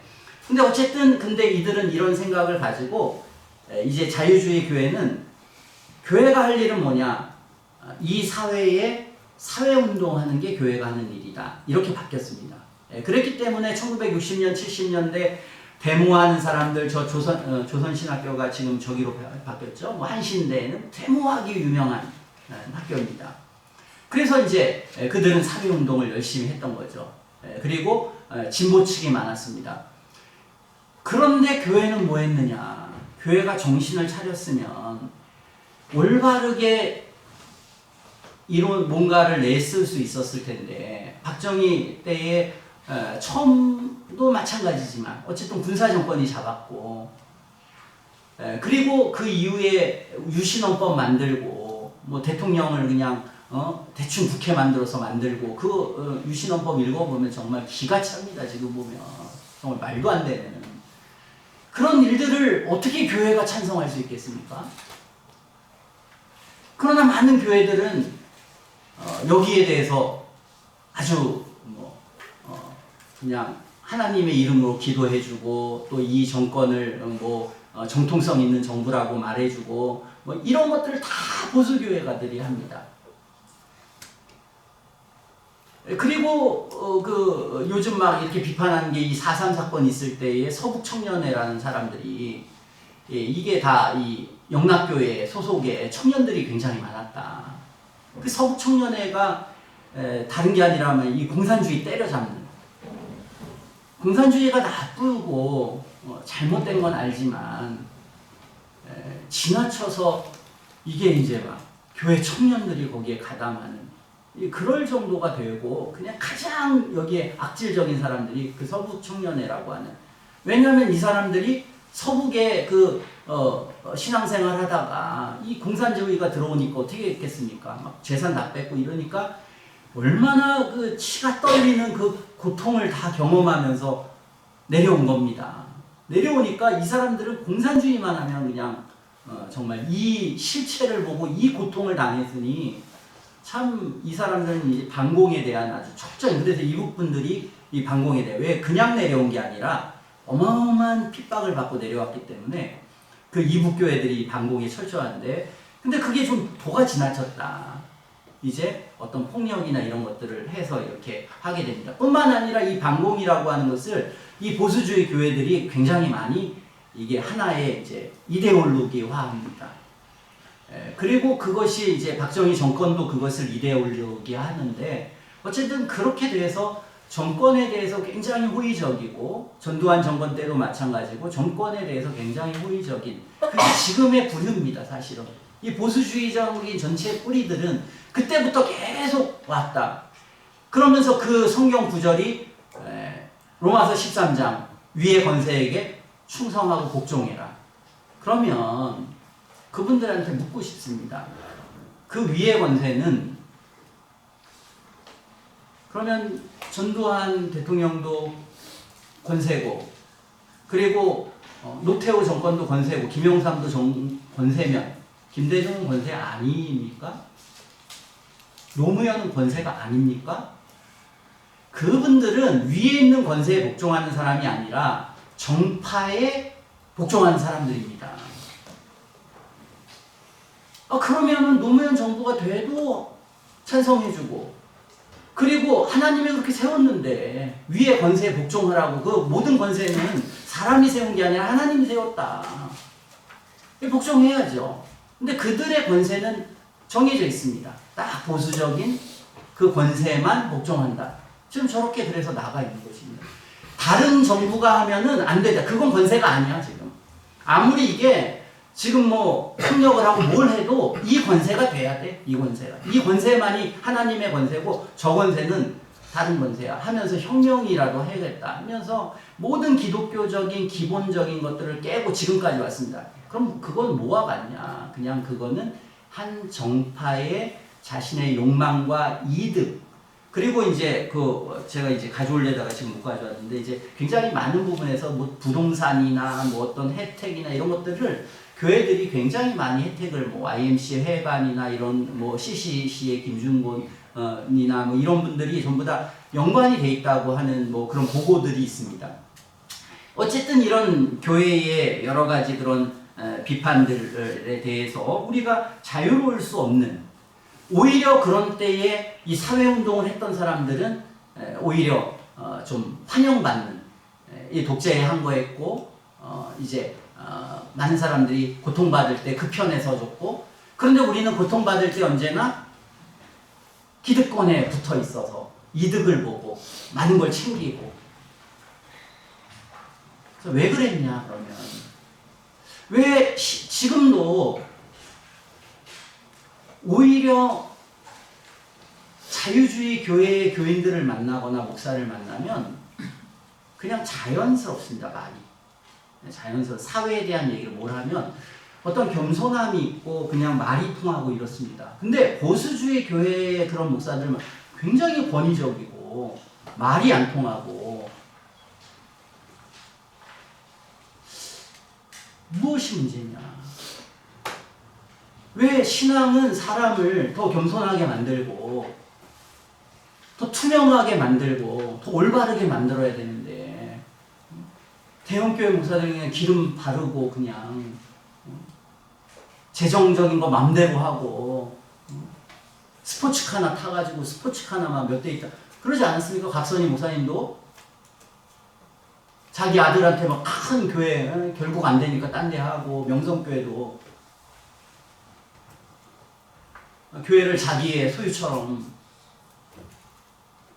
오히려 진보적인 교회들은 상식적인데 보수적인 교회들은 왜 이렇게 비상식적이고 몰상식한 일들이 교회에서 이렇게 많이 벌어지느냐.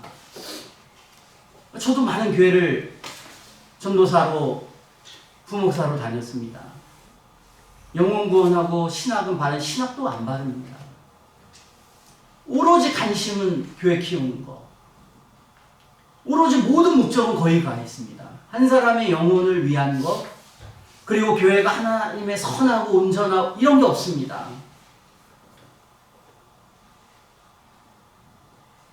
이것은 뭔가 잘못되어 있다. 이것은 무엇가 잘못되어 있냐. 우리는 성경을 통해서 오늘 주님이 말씀하실 때 지켜 행하라 그래서 지켜 행하라. 그리고 지켜 행할 수 있는 우리는 교리를 알고 있습니다. 교리는 우리가 어떤 사람이 진짜 열심했다면 그럼 반드시 성화가 된다. 칭의와 성화는 구분되지만 분리되지 않는다. 이게 개혁주의 신학입니다. 우리는 이 신학을 믿습니다. 하나님의 교회와 또한 참된 진리는 사람을 변화시킨다. 이 진리를 우리는 믿는 것입니다. 그러지 않으면 교회 뭐하러 다닙니까? 오늘 오전 예배도 제가 말씀드렸지만 아니 교회 다니는 사람이 뭐 더 무식하고 더 그냥 아무 말이나 하고 폭력적이고 우리가 이런 것들을 매일 보니까 어떻게 거기서 신앙이 참된 진리라고 생각하고 가겠습니까? 그러니까 젊은 애들이 전부 다 교회 떠나는 겁니다. 이 죄악된 세상에서 이런 세상에서 우리가 올바른 것을 찾아서 걷는다는 게 기적적인 것입니다. 돈이 최고고 그냥 경쟁 속에서 컸고 그냥 나만 알고 엉망진창이 도덕적으로도 완전 파괴된 지금 이런 속에서 애들은 그런 사회 속에서 삽니다. 거기에서 우리가 기독교 이 신앙 안에서 살라고 하는 건 진짜 딴색입니다. 그 속에서 애들이 좋아하는 거하고 애들이 기뻐하는 걸 한다고 해서 교회 올 것 같습니까? 교회가 아무리 세상이 기뻐하는 걸 해봐야 세상보다 더 좋은 걸 할 수가 없습니다. 근데 이 1980년도, 90년도 교회가 한 일이 그겁니다. 미국의 퓰러 신학교가 한 게 그냥 어떻게 하면 교회에 사람들이 몰려들 수 있을까? 그래서 수많은 거기에 이제 읽어보면은 교회가 성장하는 교회 있습니다. 설교를 어느 정도 선에서 하는 20분 내지 30분. 그리고 찬송을 할 때 늘어지게 하지 말고 빠른 찬양을 하고 이런 딱딱딱딱 그거 있습니다. 교회 성장하기. 그러니까 미국의 교회들 유명한 교회들은 뭐 합니까? 그 교회도 우리가 다 했지만 우리가 조엘 오스틴인가 하는 사람은 오토바이를 타고 강단에 올라가지 않습니까? 청바지 입고. 그런데 그런 교회가 막 어마어마하게 커집니다. 그러니까 세속적인 어떤 방식과 내용을 가지고 사람들을 교회에 데리고 오려고 하는 이게 이제 한국 교회가 끊임없이 했던 일입니다. 한 몇십 년 동안. 그러다 보니까 이제 교회 찬송이나 세상의 노래나 다를 게 없습니다. 요즘은 이제 트로트까지 이제 교회 오고 어떤 교회 막 뛴다고 하지 않습니까? 예배 시간에 막 뛰고 이런 것이 결국은 신앙을 우리는 망쳐버리게 되는 오히려 참된 진리는 다른 것이 아니라 우리는 세상과 다르기 때문에 교회에 오는 것입니다. 세상과 다른 걸 우리가 보기 때문에 교회는 세상과 다르다. 우리 교인들을 만나봤더니 뭔가 사는 게 달라. 내용이 달라. 뭔가 다른 게 있어. 그래서 오늘 성경이 본 것처럼 이 사람들 큰 사람이다. 지혜와 지식 있는 백성이다. 그리고 우리는 하나님의 말씀이 인간을 그렇게 변화시킬 수 있다. 변화된다. 이게 원래적 신앙인데 지금 미국 신학은 뭐였냐면 사람 예수 믿어도 안 변해 이렇게 이제 거짓된 신학이 들어오는 이게 무슨 사형리든지 무슨 구원의 확신도 우리가 생각하는 성경이 말하는 구원의 확신이 아닙니다. 신앙이 다 쇠뇌돼서 마음으로부터 믿는 게 아니라 그냥 안 믿으면 안 돼. 그냥 강압하고. 제가 옛날에 이 부흥사들 보면 전부 다 강압이고 압박이고 그냥 예수님 믿는 게 자연스럽게 믿어지고 알아지고 깨달아지고 확신되는 게 아니라 이게 여러 가지로 엇박하고 그래서 이제 신앙이 없어도 없다고 말할 수 없는 구원의 확신이 없으면 없다고 손들면 범죄인이 돼버리는 잘못되는 이게 이제 교회를 망치게 되는 것입니다. 신앙이라고 하는 것은 구원받는다는 것은 복잡한 일이고 어려운 일입니다. 예수님은 우리에게 좁은 문으로 들어가라. 좁은 문이라고 했습니다. 그리고 좁은 길로 가라. 좁은 길로 가려면 좁은 문을 통과해야 좁은 길을 간다. 이게 성경이 말하는 것입니다. 회심이라는 우리가 참된 구원받는 길을 문을 너무 넓혀놨습니다. 지금은. 그래서 그냥 몇 마디 하게 되고 영접하고, 그 영접이 누구를, 귀신을 영접했는지 뭘 영접했는지 신앙에 대한 확신이 없습니다. 수많은 사람들이. 저기 태극기 부대도 마찬가지입니다. 진리에 대해서 좀 아는지, 성경에 대해서 아는지. 제가 수많은 교회 부목사, 전도사 생활했지만 장로들이고 뭐고 성경 모릅니다. 진리에 대해서 잘 모릅니다. 목사들도 웨스트민스터 신앙 고백서를 안 읽고 목회를 합니다. 우리가 가장 기본이라고 하는, 결국은 가장 큰 문제는 우리가 원래 성경이 말하는 신앙으로 돌아가서, 어떤 사람이 신자냐, 성경은 말할 때 마음으로 믿어 의에 이르고, 마음이라고 하는 것은 우리의 전인격입니다. 전인격으로 마음으로 믿어 의에 이르고, 입으로 신한다는 것은 내가 내 삶의 모든 것을 공표할 수 있을 정도로 나는 그리스도인이다. 때로는 그것이 순교의 순간이든 어떤 순간이든 우리는 확실하게, 확고하게, 나는 전혀 부끄럽지 않고 이것이 세상의 빛이요 진리요 생명이라고 하는 건 난 조금도 의심이 없다. 나는 이것은 믿기 위해 믿는 것도 아니고 내 마음의 중심으로 내 가장 밑바닥에 있는 하나님에 대한 신앙, 그리고 참된 믿음이 내 밑바닥에 나오는 자연스러운 것이다. 이것이 우리가 성경이 말하는 바인 것입니다. 그러나 그렇게 믿고 있지 않다, 사람들은. 그러니까 이중적이다. 교회 생활과 열심과 삶이 전혀 다른, 교회 생활할 때는 신앙인인 것 같아도 삶에 있는 살아가는 방식과 내용은 전부 다 세상적이고, 세상의 어떤 교육학, 세상의 어떤 뭐 이런 거에 의해서 다 지배된다. 그러니까 근본적인 원인은 그 영혼의 변화가 없어서 그렇고, 교회는 그 영혼의 변화를 하는 그 어렵고 힘든 과정을 겪기보다는 빨리 그냥 구원의 확신을 줘서 내 교인 만드는 데 관심이 있었지, 그 사람을 한 사람의 참된 그리스도인으로 만드는 데 관심이 있지 않았고, 그것이 수많은 거짓된, 그래서 그 책을 쓴 게 이 존 메가더라고 하는 사람이 구원 얻는 믿음이란 무엇인가라고 하는 그 책을 써서 미국 교회가 어떻게 타락했고 어떻게 이런 잘못된 신앙을 가졌는지 그것을 많이 했습니다. 한국 교회의 유일한 희망은 거기에 시작이 됩니다. 다른 게 아니라 누가 그리스도인이냐라고 하는, 그리고 그리스도인이 아닌 사람들이 그리스도인이라고 착각하는 데서 벗어나서 두렵고 떨림으로 자기 자신이 깊은 회개와 예수님이 누구신지를 다시 올바로 알아가는, 그리고 그 신앙을 자기가 경험해서 참된 신앙은 사람을 변화시킬 수 있다. 참된 신앙이라는 것은 반드시 사람이 변화된다. 우리 이것을 믿는 사람들, 그리고 그것을 믿는 사람들이 진짜 변화되어서 변화된 한 사람 한 사람이 있는 거, 요게 이제 우리가 해야 될 아주 어려운 일입니다. 여러분, 자식 하나 변화시키면 쉽겠습니까? 애 하나 기독교인 신앙생활 잘하는 거 어렵습니다. 저 목사 아들인데도, 목사 딸인데도 저도 쉽지 않습니다. 그런데 목회를 하면서 이 온 사람들이나 이 사람들이 쉽게 변하겠어요? 안 변합니다. 저도 목회를 많이 해봤지만, 그래서 사도 바울도 느끼는 거 아닙니까? 야, 이건 사람의 힘으로 달려있지 않다. 아무리 내가 지혜롭고 내가 예수님의 놀라운 은혜를 받고 성경을 쓸만한 사람인데도 어디 가서 목회를 하는데 사람이 안 변해서, 이것은 내 힘으로 되는 게 아니라 성령의 나타남과 능력으로 내가 할 수밖에 없다.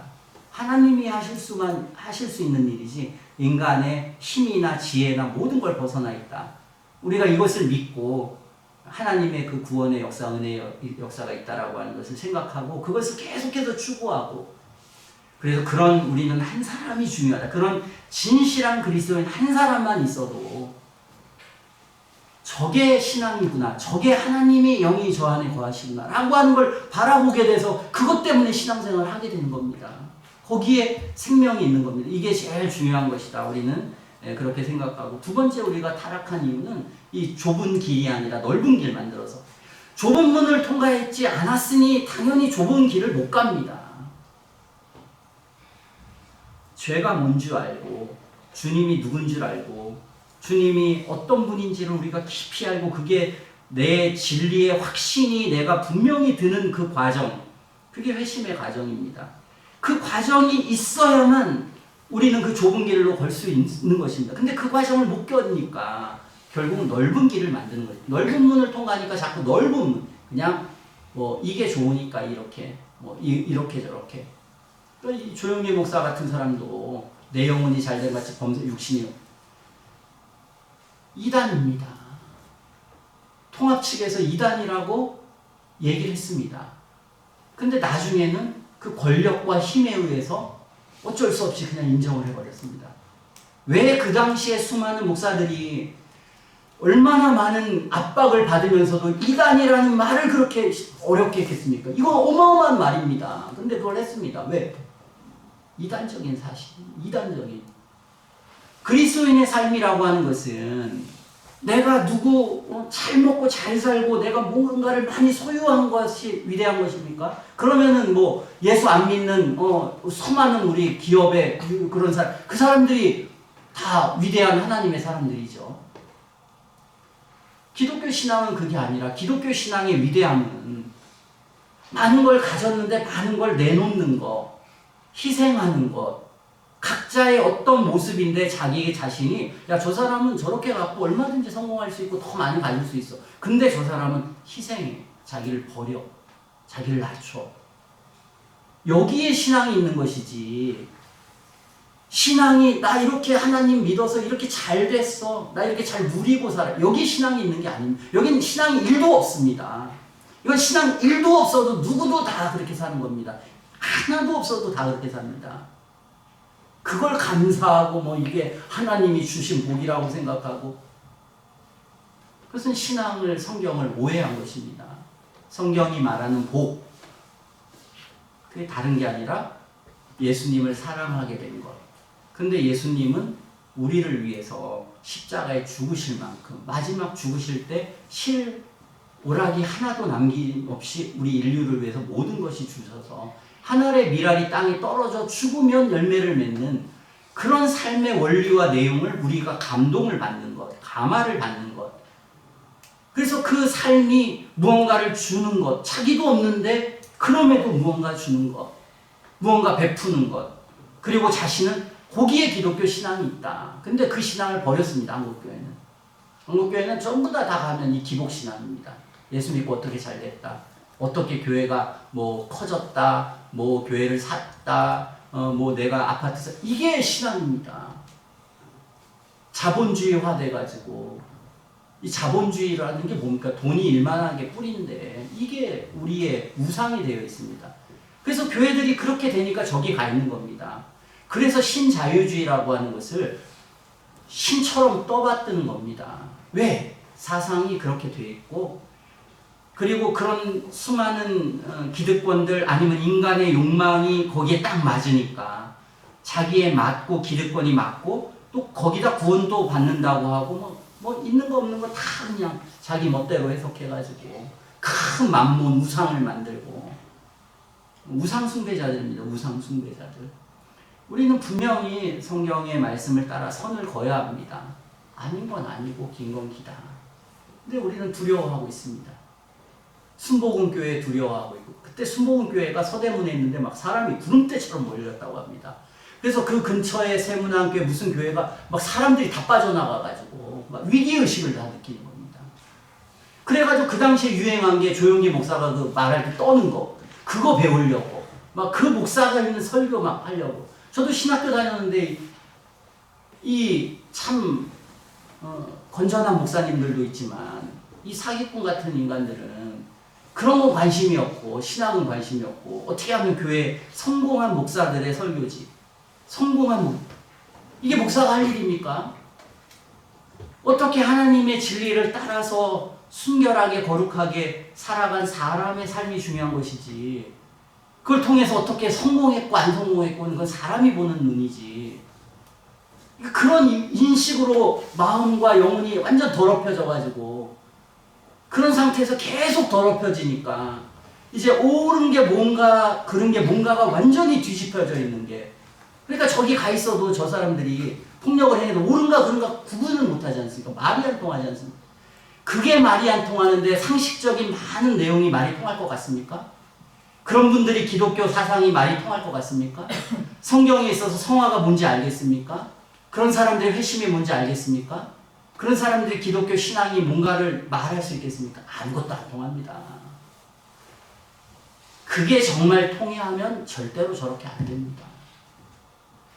근데 우리는 그런 현실 속에 살아가고 있고 너무나 이 죄의 세력은 강하고 우리 자신도 그냥 대충 그냥 사는 거지 뭐 이렇게 힘들게 예수님을 위해서 내 삶을 나도 지금 힘들고 죽겠고 이 세상에 맛있는 게 얼마나 많고 편안한 삶이 얼마나 많고 TV에 그냥 매일 가져다 주는 게 다 그런 건데 무슨 이게 마지막 순간까지 내가 희생하고 나 자신의 죄를 꺾고 뭘 그래 그냥 빨리 그냥 대충 하다가 그냥 죽으면 끝인 거지 뭐. 이런 우리는 유혹을 받기가 훨씬 쉽습니다. 주님의 마음을 계속 생각해서 내가 이렇게 살면 안 되지. 내가 내 죄를 죽이고 주님을 위해서 하나님의 영광을 위해서 내가 이때까지 내 욕망과 내 죄를 위해서만 살아왔는데 이제 내 인생이 얼마나 남지 않았는데 이 인생이라도 내가 주님을 위해서 주님의 영광을 위해서 거룩하고 순결한 게 무엇인지 참된 게 무엇인지 찾아서 애써서 살아가야지. 이런 마음이 우리 속에 계속해서 우리 자신을 움직일 수 있게끔 하지 않으면 이 시류에 떠내려갈 수밖에 없다라고 하는, 그래서 이런 교회가 이렇게 서서히 타락하는 속에 우리도 생각과 영혼을 다 잃어버리고 그렇게 타락한 그런 사람이 될 수 있다라고 하는 것을 우리는 경고받고 믿음 안에서 믿음의 길을 잘 걸어갈 수 있는 저희들 모두가 되었으면 좋겠습니다. 네, 기도하고 마치겠습니다.